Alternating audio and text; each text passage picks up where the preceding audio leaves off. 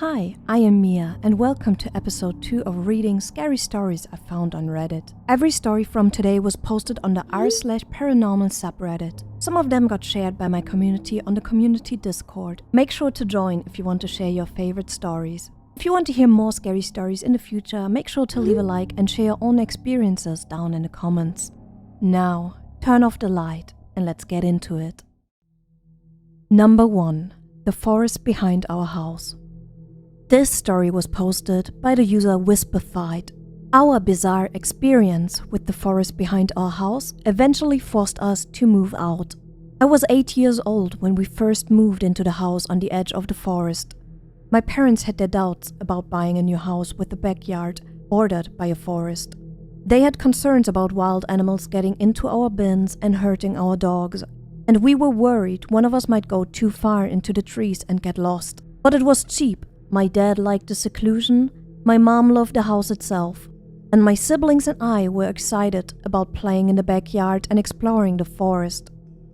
Our first sign that something wasn't right was that our dogs were absolutely terrified of the forest. They never went into the forest for any reason. If a toy they'd been playing with found its way past the tree line, they would refuse to receive it. And when one of us went in, they would pace anxiously until we returned.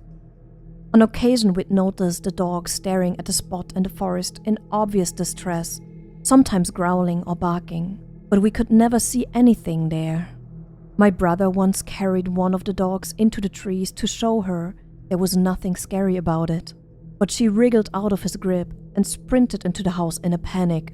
If we were in the backyard when it was getting dark, we sometimes heard noises like someone was walking through the forest, sticks crunching underfoot, branches being pushed aside. If we called out, there was no response. But if we shined a flashlight around, we would occasionally catch a glimpse, for just a split second, of something that we could swear looked like a person walking around in the dark. My parents quickly banned us from entering the forest at all after dark, and even during the day we weren't allowed to go out of sight of the house. My sister's bedroom window looked out at the backyard and the forest beyond, and she remembers looking out her window one night and seeing a shadowy figure standing right at the edge of the backyard. She says there was something wrong with it, like it wasn't quite standing on the ground, and it was a little too tall to be a person, and it was sort of distorted, and she was convinced it was staring at her. She called for our dad, saying there was a man in the yard staring through her window, and when he ran outside to chase off whoever it was, she continued to watch the figure. It didn't move away, but when the light from our dad's flashlight passed over it, it suddenly just wasn't there anymore. We regularly heard knocking at the back door at night, with no one there. Our parents thought it was teenagers playing pranks, and stopped bothering even opening the door. Until one rainy night, when the knocking was persistent and agitated. My mom pointed out there might be someone needing shelter from the heavy rain outside, but when she opened the door, not only was there no one there, but there were no wet footprints on the porch. The knocking continued the whole time we lived there. It would happen several times in the span of a few weeks, then stop for months, then start up again. My parents eventually installed a security camera, and there was never anyone at the door. The camera wasn't all useless though. About 3 years into living there, my brother started having night terrors and sleepwalking. When he went sleepwalking, he would always go out the back door and start walking towards the forest. My mom, being a light sleeper, would hear the door and would run out to get him before he made it into the forest. After the third or fourth time it happened, my brother asked to see the camera footage because he wanted to see how he looked when sleepwalking, I guess thinking it would look funny. The footage showed him walking out onto the porch, then pausing, as if listening to something, and shaking his head. Then reluctantly walking forward, as if being pulled or forcefully guided by something. One evening, my dad was in the backyard, and he heard my sister calling him from the forest. Thinking she'd gone exploring in the forest and fallen over and hurt herself, he ran in and started calling to her, but quickly realized it was too dark to see her, and he couldn't pinpoint where her voice was coming from. He told her to wait where she was while he grabbed a flashlight. When he ran back into the house for the flashlight, he saw my sister inside, safe and completely unconcerned. At the time, my dad hadn't told us about hearing my sister's voice in the forest, so when I heard my mom's voice coming from the forest months later while I was outside with the dogs one evening, I didn't question it, despite the fact I'd seen my mom inside recently and hadn't noticed her walk past me. My mom was calling to me, saying she'd gotten her sweater caught in some branches and needed me to come and help her. As I walked in, the dog started barking, alerting my dad, who saw me through the window wandering into the forest.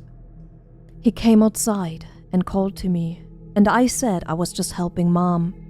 He yelled back that Mom was inside and I needed to run back to the house as fast as I could, which I did. After this, my parents had a fence built around the backyard and started looking for a new place. In the time between the fence being built and us moving out, it got way worse. We'd hear knocking at the door more regularly, as well as tapping on the windows, as if someone was walking the perimeter of our house and trying every window. We would often hear scratching and scraping sounds on the fence, and the voices beyond it. My brother's night terrors got more frequent, and one night my mom didn't hear the door open when he went sleepwalking, and he woke up standing at the fence, staring into the forest, with the dogs barking at him. The last morning we spent there, less than 4 years after we moved in, we woke up to find the back door fully open, and the security camera footage showed it slowly swing open on its own. Since moving out, my brother's sleepwalking has stopped, though he still gets night terrors and suffers from pretty severe anxiety. A few nights ago, he called me out of the blue, and after a bit of small talk, he asked me if I think the door being opened that final night means whatever was out there finally got in. He was trying to make light of it, saying he was getting into the spirit of Halloween, joking about how maybe we should all get exercise just in case something latched onto us all those years ago. But I think he's deeply bothered by everything that happened. I know I still am a little. I still get nervous around dark wooded areas. I don't know what I think was out there in the forest behind our house at night, but I get the feeling that, given the chance, it would have swallowed us whole. Number 2. Way Back Home. This story was submitted by the user OG-Seek. I saw something on my way home from work that scared me half to death. I've posted in here before, and I don't know if the story is allowed because it's not a ghostly experience or haunted house, but I have zero explanation for the event. Before I tell you my story, I'm gonna give you some context about my drive home from work, the state I live in, and such. This happened about 10 minutes after I left work today, July 4th, 2020. I live in Northeast Ohio, and I got a new job about 2 months ago as a process technician at a dairy plant.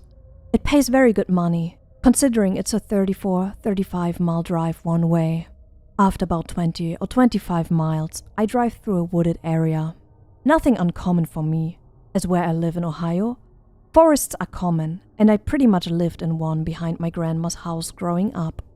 I work 4 p.m. to 4 a.m., and the drive home sucks. Whether it's being tired, hungry, or the fog almost every night, I go the same way every day and night. I was driving my way home. I just left the residential area of my workplace and was going through the forested area. As I said, there's fog almost every night, so I'm on high alert for deer, raccoons, and such critters. It's just like every other drive home so far. I have a podcast on, focusing on the road, thinking of getting either a sausage McMuffin or McGriddle from McDonald's, and sometimes looking off the side of the road for any eyes reflecting off my headlights. All of a sudden, I see some reflecting eyes. Out of the woods comes a coyote. In my hometown, coyotes aren't too rare. I've seen them by my high school, but had never seen one outside of my hometown, so it surprised me. I start slowing down as it crosses the road, until it turns to my car and sits on the road. It sat about 10 feet from my car. There had been no cars I had seen since leaving the residential area, so I was going to go around it, but I thought this was too odd of a thing to happen to just drive away from it.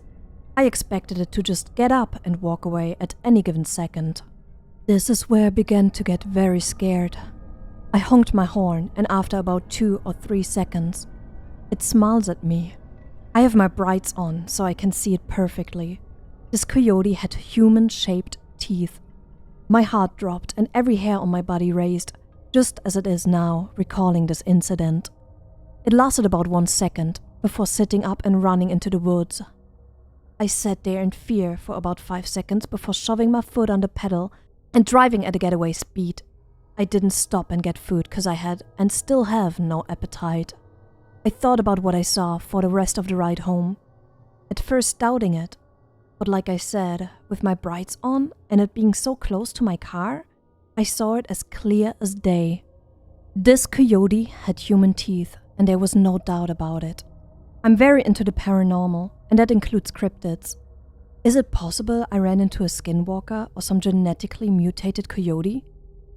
I am Native American, if that counts for anything. It's so weird typing this out, but I'd like someone who knew more about these things to help out if they can. I know one thing though, and that is I'm finding a new way to work.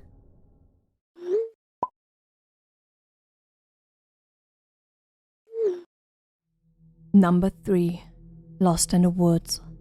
This story was submitted by the user Baby Turns Blue. Got lost in the woods for about 8+ hours as a little girl and saw something unexplainable. I grew up in a densely forested area in central Virginia, and like most kids my age, 10 at the time of the story, I spent a lot of time playing in and around the woods. My best friend and I had found a creek one day while exploring different deer trails through the woods. This creek we happened on was a very rare find and a perfect spot for us to play. It was wide and deep enough to swim around in, and had nice, soft, mossy banks on either side to rest on after we had tired ourselves out. The water was cool and clear. No copperheads, no mosquitoes, because the water was constantly running, and we were psyched. After a few hours of swimming, we had to walk back home for our lunch, but made plans to pack lunch the next day so we could have a picnic on the creek banks and spend the whole day there.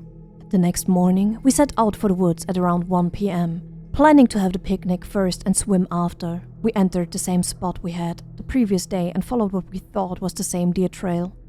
It was not. At the point where we should have found the creek, we walked into a small clearing that was covered in huge, thick ferns. We had definitely never walked past this before. So being both hungry and tired of walking, we decided to eat in the clearing. We laughed and played around there for a while, spitting watermelon seeds at each other from our lunch. It was an absolute blast, and we were both in wonderful giddy moods. That all changed, however, as soon as we packed up and set back out to find the creek. As we walked on, the woods started to feel darker and colder. We got skittish, and I noticed my friends kept whipping her head around to look behind us. After about a half hour of walking, we came up on what looked like an entire overgrown bathroom. Sink, toilet, a bathtub, all sitting arranged together and covered in ivy. It's pretty common to find weird stuff like this in the middle of the woods, so we just walked on and made jokes to lighten the mood, calling it Bigfoot's bathroom. After another hour of walking and not seeing anything we recognized, we started to panic. Instead of trying to reach the creek, we were now trying to find our way back home. Or out of the woods, at least. I told her we should follow the sun, and eventually we would come back on a road or someone's property where we could find help. She insisted on another way, and we began yelling at each other out of fear. And let's be honest, little girl bossiness. I told her if she thought she was so right, she should just go her way, and we would see who got out first, so we split up. Now, as an adult, I fully acknowledge that I was being a stubborn brat, and also an idiot. Worst possible thing we could have done. Not 10 minutes after splitting up, I began to hear someone walking, maybe 100 feet behind me. Thinking it was my friend, deciding to go my way after all, I slowed down so she can catch up to me. Instead, whatever it was matched my pace. I slow down, it slows down. I stop, it stops. This went on for hours. The whole time I was going back and forth on whether or not it was in my head or there was really something following me. I picked up a big stick, swung it a few times to make sure it was sturdy if I had to hit someone, and trucked on.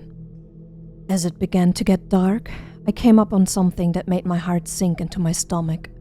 It was Bigfoot's bathroom. I had just walked in a huge circle for hours despite being 100% sure I was following the setting sun in the west the entire time. Confused and frustrated, I sat down on a log and just screamed my little heart out while smacking my whoop-ass stick repeatedly into the ground. As I tried to collect myself, I heard the footsteps again walking up on me from behind. I called out my friend's name as loud as I could. No answer. Then, after a short pause, the steps began to run towards me. I jumped up and booked it as fast as I could in the opposite direction.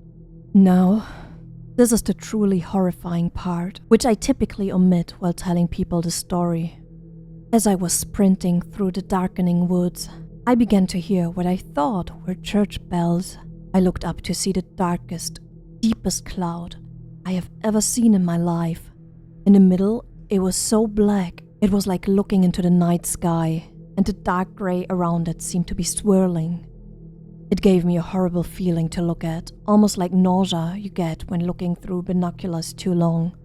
What sickened me further is that I realized the sound of the bells was coming through the hole in the cloud. They were deafeningly loud. I mean really booming out of this thing. When I realized this, I stopped dead in my tracks. I felt a sense of absolute and overwhelming dread that has gone unmatched in all my 24 years on this planet. Something in my head began screaming that if I did not run away from whatever the hell that cloud was, no one would ever see me again. I would be gone. I did not want to run towards the thing chasing behind me either though, so I made a sharp right and took off away from both. It was now completely dark and I was running blind through the woods, smacking through branches, wheezing and tripping every few feet for what seemed like another hour. Until I smacked into something low and flew over it, hitting the ground so hard all the air in my lungs was knocked out of me. As I lay there, trying to recover, I realized I couldn't hear the bells anymore. Then my eyes adjusted more to the dark, and I realized what had just made me go ass over teeth was an old fence. Grabbing hold of it, I prayed it would lead me to a farm, and sure enough it did. I walked up over a hill about a mile to the back of the farmhouse, explained what had happened, and the farmer graciously gave me a ride back home. I was covered head to toe in scrapes, oozing blood, and more exhausted than I had ever been in my life, but I was finally safe. It was past 9 p.m. when I finally walked through my front door. My friend had gotten back shortly after we split and figured I had as well, so I hadn't told anybody that I was lost, and my family just figured I was still out after dark, which wasn't uncommon for me. They were shocked when I walked in beat up and crying. Nobody had been looking for me at all. To this day, I wonder how long they would have waited to come find me if I hadn't been lucky enough to find the fence, and if it would have been too late. And that wraps up tonight's collection of creepy tales. If you enjoyed the stories, don't forget to leave a like. It really helps me out. Have you ever experienced something paranormal? I want to know. Share your story in the comments. Maybe I'll read them in a future episode. And if you want more of these eerie encounters, make sure to subscribe so you don't miss what's coming next. Thanks for hanging out in the dark with me. Until next time, stay curious and maybe leave a light on.